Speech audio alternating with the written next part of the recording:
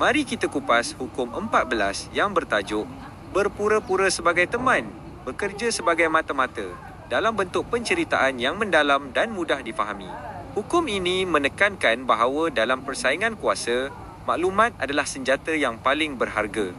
Untuk berada selangkah di hadapan, anda perlu mengetahui rahsia, niat dan kelemahan pihak lawan.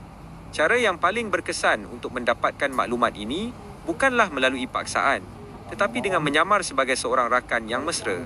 Apabila anda bersikap ramah, orang akan mula menurunkan benteng pertahanan mereka dan tanpa sedar mendedahkan perkara yang sepatutnya dirahsiakan.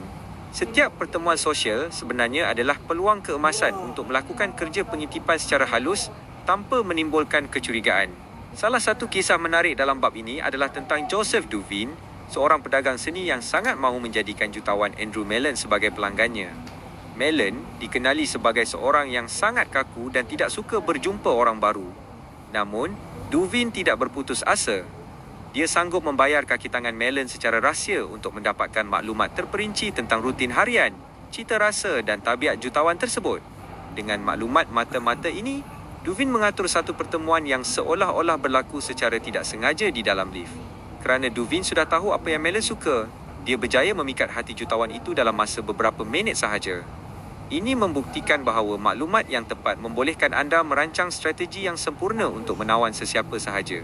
Selain menggunakan orang lain sebagai mata-mata, anda juga boleh melakukannya sendiri melalui teknik pendedahan diri palsu. Contohnya, dalam sebuah majlis sosial, anda boleh berpura-pura menceritakan satu rahsia peribadi atau menunjukkan emosi yang mendalam kepada sasaran anda. Secara psikologi, apabila seseorang merasa anda jujur dan terbuka dengan mereka, mereka akan merasa terdorong untuk membalasnya dengan menceritakan rahsia mereka sendiri. Teknik ini sering digunakan oleh diplomat terkenal seperti Talleyrand yang sangat mahir memancing maklumat daripada orang lain dengan cara bersikap sangat tenang dan membiarkan orang lain bercakap tanpa henti sehingga mereka terlepas cakap. Bab ini turut menceritakan tentang seni memberi maklumat palsu atau disinformasi untuk mengelirukan musuh. Semasa Perang Dunia Kedua, pihak British berjaya memanipulasi ejen rahsia Nazi dengan memberi maklumat palsu tentang lokasi sasaran bom roket V1 di London.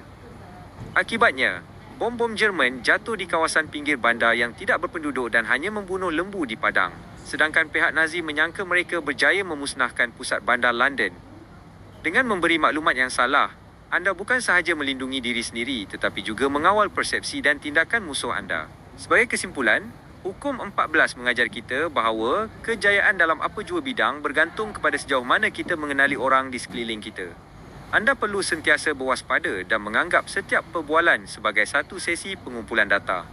Dengan bersikap sopan dan mesra di luar tetapi tajam memerhati di dalam, anda dapat mengumpul harta karun maklumat yang akan memberikan anda kelebihan besar dalam apa jua situasi persaingan.